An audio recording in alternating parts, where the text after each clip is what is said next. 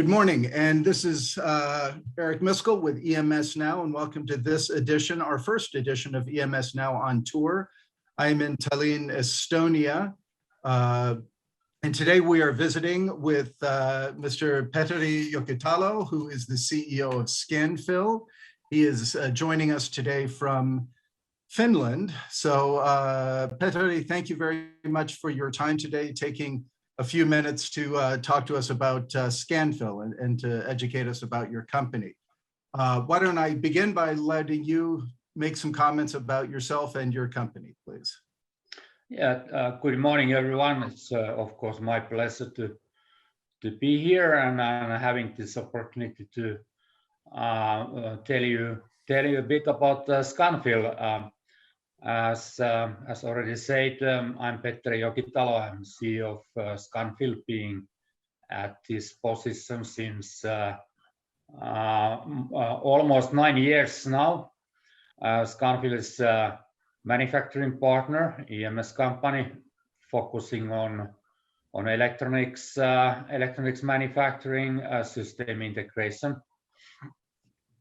Scanfil was founded in 1976 in Finland. We have a headquarters in Sievi, Finland. We have been listed in Helsinki Stock Exchange since 2002. Last year, our sales was about 600 million euro. Sales came from 5 different customer segments, including advanced consumer applications, automation and safety, energy and clean tech, medtech, life science, and connectivity. We have about 3,300 persons globally. About 2/3 of our people are located in 3 countries, China, Poland, Estonia. Then we have also a team and factory in Germany, 2 factories in Sweden, factory in Finland, factory in United States. So altogether we have 9 factories, 7 countries, 3 continents. Excellent. Well, thank you for that. And joining us today also we have Dieter Weiss of Informa, who's an expert on the European EMS industry, and I thought I'd ask him to make some comments about Scanfil and how he sees you in the market. So Dieter, why don't you make some comments, please? Yes, thank you. Good morning all together. Well, let me just mention that Scanfil is a global EMS and beyond company, because Scanfil has a full vertical integration, including after sales and repair service. They do it all. They are a full supportive company to the OEM industry with a global footprint. They are unique, I have to say. Well, first of all, they are in Europe, they are the second biggest company right after Zollner. And they have one advantage. They are relatively stable, due to the fact that if you look at their market segments, they're not involved in the automotive industry. So they don't have all these hassles which we are reading at the moment about automotive industry, problems with getting microcontrollers and power management ICs. They still have a problem as well with semiconductor allocation, but by far not as much as other companies have. And that gives them a very stable development. And you can see that as well. If you look at their share price, it's very, very stable. I think it's a key player, and we are proud to have such a company over here in Europe. Yeah, thank you for that. Appreciate that. So, Petteri, let me ask you, the EMS industry, there are a lot of companies, right? It's always been an issue. There's so many competitors in that. Tell me, in your opinion, how do you differentiate in that? What makes Scanfil different? I think it's easy to continue because Dieter already addressed a few those differentiators we believe we have. First of all, I'd like to start with our focus on low, mid-volume, high-mix type of electronics manufacturing. That means automatically that most of our customers, they are coming from industrial segment, medtech, they typically have that kind of needs. And that also means that basically whatever we are doing, when we are planning factories, when we are making investment decisions, designing our investments, our first basically principle how we are doing things is that how well our layouts, factories, investments are meeting our needs coming from high mix, low volume type of manufacturing. That we really try to be best in class, best world class provider for that kind of needs, and try to differentiate with that.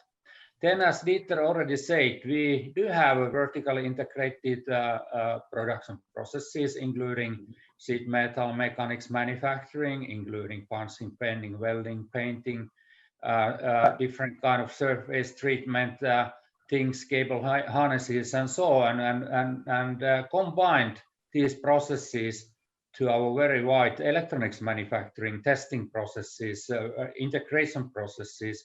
We really believe that we are able to bring customers some benefits related to speed, quality, cost. Okay. We also have, we think, a smart factory strategy. On one hand, we are close to our customer R&D, especially in Central Europe and the Nordics,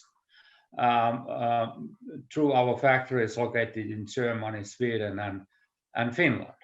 And there our service scope is basically widened by DFX design kind of services, so that we are really able to help our customers to get their products completed and ready for volume manufacturing. And then other hand, we have factories, as we are calling them, close to customer markets. And that kind of factories we have in East Europe, China, and United States. There the focus is productivity, efficiency, really operational excellence, that we are able to serve in our customers in a bit higher volumes close to wherever they are. Okay. Excellent. Thank you for that. That's very good. So Dieter alluded to the issues about the component supply chain challenges, and the industry and the world has been suffering from those for over a year now. What's the impact been on Scanfil in this past year, and how are things today? Yes, for sure. This year has been really extraordinary, really difficult what comes to material availability, and we have faced, as everyone else, material constraints this year. Customer demand generally has been very good, but materials components availability has been an issue. And especially electronics, semiconductors, chips availability has been time to time a big issue, and we believe that that situation is not going to change very soon, but we must face that kind of constraints also next year, at least over the first half of the next year. The impacts to our business, of course, kind of limiting our sales, but also we have been forced to use more expensive spot material purchases with lower or even some cases no margin, what impacted our EBIT margin this year.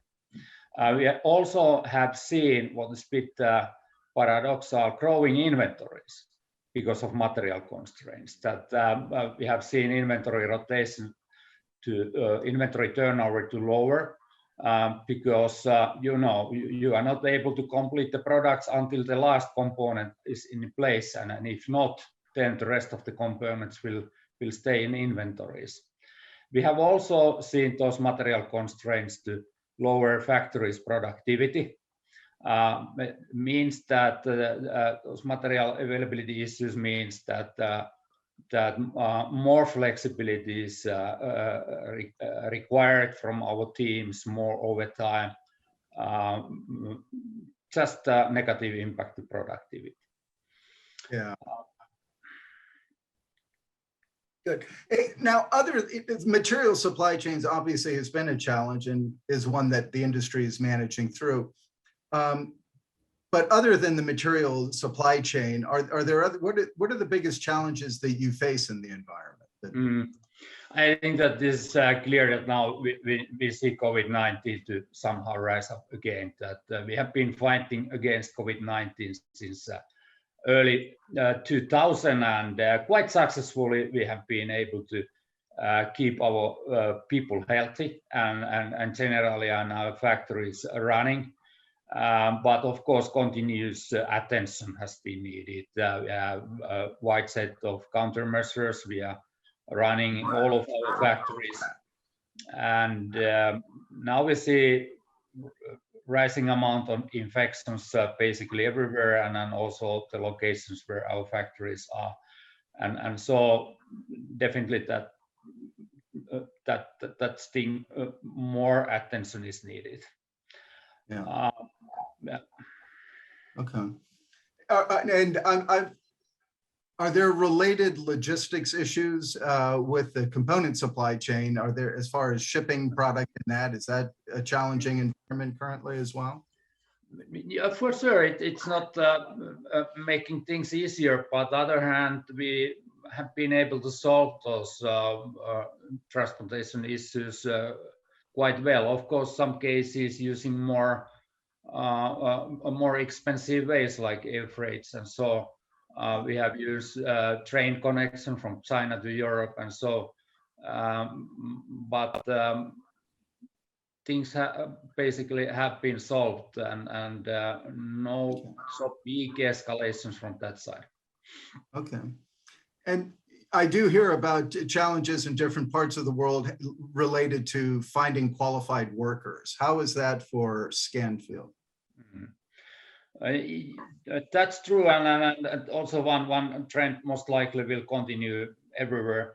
I think that this is about how good employer we are, and that's where we are spending a lot of efforts trying to be a great place to our people. Of course, we need to pay competitive salaries. We are willing to do that. We are happy to do that. It's about productivity improvement. I think that this is how to solve that. Invest in technology and improve productivity. Lean Six Sigma. So. Okay, that makes sense. Yeah.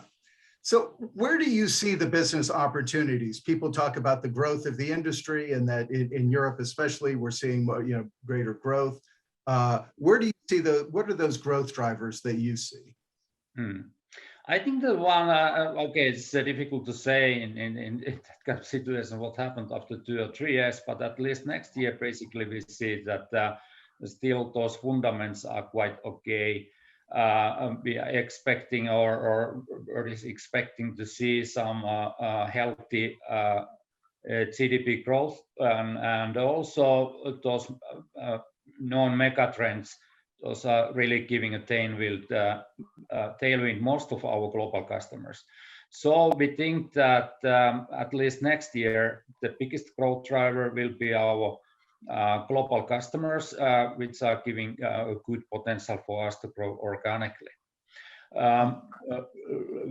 As some special teams, we see outsourcing, by the way, somehow like interesting topic, especially in Scandinavia, maybe Central Europe as well, where in some cases we believe that we have like interesting proposals to our customers, and that's also something we have been able to realize during the past years, that we have successfully run some large insourcing or customer point of view outsourcing cases. Acquisitions been in our toolbox always. We have done through Scanfil history quite many acquisitions. During my time, 3 acquisitions, and I think that that's also something we are And that's, we have always said that we are screening the market, and we find interesting companies, we are ready to move. Our balance sheet is strong, and we have intention to grow, not only in Europe, but maybe also in Asia and the United States. Okay. And the whole trend of reshoring that people talk about, that manufacturing moving back into the region, do you see any uptick of that, any increase of that for what's happening in Europe? We have seen that already started to happen several years ago, and do not see any change. Actually, quite many customers, as we are calling it, customers want to be close to their key markets. And a key market, if key market is Europe, they quite often then prefer to be somewhere in Europe, meaning that in East Europe in very many cases. If the key market is China, they definitely want to be in China. If the key market is United States or Americas, they definitely would like to be there, and we don't see any change in that. Okay, interesting. You know, I'm actually, let me pull Dieter in too one more time here before Dieter, as far as the growth with the EMS within Europe, you know, Petteri's been talking about some of those drivers. Anything you would like to add, or any comments about what's driving the growth for EMS in Europe? Well, we all know that, for example, last year has been very disruptive from the automotive industry. And this has caused a lot of problems in the logistics supply chain. I think the automotive industry will recover as well, but there are many more interesting issues coming up, even in, for example, in the agricultural industry. We are seeing more and more electronics usage, and I think that is a big growth driver.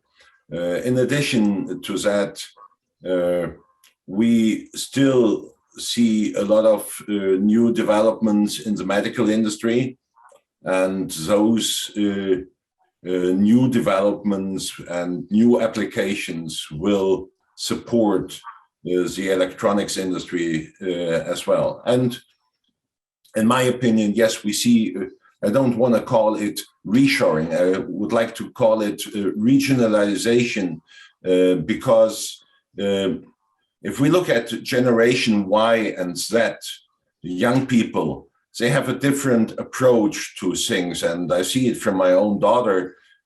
She is much more environmentally sensitive, and she will not accept that products that are sold in Europe are manufactured in China and then shipped all around the world, and creating a big carbon dioxide footprint. So there will be definitely a lot of changes which will be beneficial for the European electronics industries and other industries as well. Very good. Well, thank you for that. Petteri, bring it back, looking forward as we put 2021 to bed and it's finished at the end in a month here. As you look forward to 2022, what's your business forecast for, how do you see 2022 for Scanfil? Yeah, so a listed company, of course, we need to be a bit careful with statements that basically our guidance and business forecast for next year most likely will be given in February next year. What I said after Q3 report this year, that we expect strong customer demand to continue for the remainder of the year. And we didn't change that statement, that it's still there, that I think that we can safely say that we still see the customer, we see our customer demand to be strong. Good. Yeah, and I think that's what all trends seem to be indicating in the industry these days, is that especially coming out of this, that there is a lot of demand. There's, people have some money in their pockets. I just noticed yesterday in the United States, they said the Black Friday, when all the shopping happens, was historically low. People didn't spend as much as they had expected. So I think that there's, I don't know if that's impacted by supply chain challenges getting product, or if it's just people still being maybe more conservative with what they're spending these days. But and I think what Dieter mentioned too, with the new cultures, new generations, and what they're willing to, what they wish to have as far as products, and in that is impacting things as well. So, sir, I appreciate your time today. We've come to an end here. I just wanted to wish you continued success. I appreciate learning more about your company. I'm sorry we don't get to meet at the event here in Tallinn this week, but I do understand there will be representatives of Scanfil there, so we will make sure to say hello to them and get acquainted.